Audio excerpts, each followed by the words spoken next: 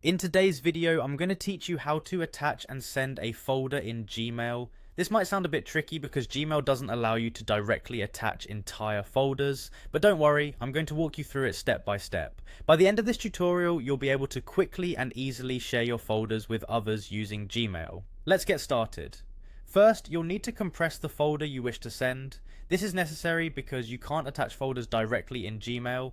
Instead, you'll convert the folder into a compressed or zipped file, which Gmail will be able to handle. To do this, find the folder on your computer, right click on it, and you'll see an option that says compress folder, or sometimes send to, followed by compressed zipped folder. Selecting either of these options will create a new file in the same location with a zip extension. This zipped file is much like a digital suitcase holding everything from your original folder in a neat, compact way. Now with your folder compressed into a zip file, head over to your Gmail account.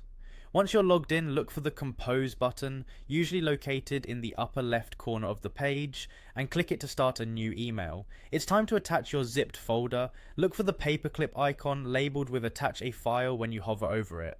This icon is usually situated near the bottom of the Compose window. Click this and a File Explorer window will pop up. Navigate to where you previously saved your zipped file, select it and hit open. You've now attached your zipped folder to your email. Next, it's time to prepare your email for sending. Start by entering the recipient's email address. Make sure you've got it correct, as a small typo can send your important files to the wrong person.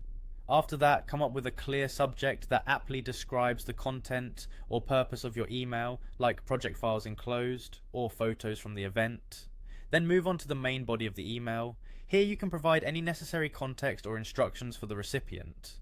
It's helpful to include a line or two about what's in the zipped folder, as well as any passwords or instructions they might need to extract the files, should you have decided to secure it. Finally, after you've double checked everything, recipient, subject, attachment, and message body, go ahead and click send. Your email, complete with the attached zipped folder, will be on its way. Congratulations, you've just learned how to successfully send a folder via Gmail. This is a handy skill to have, especially when you need to share multiple documents or photos efficiently. Thanks for following along and happy emailing.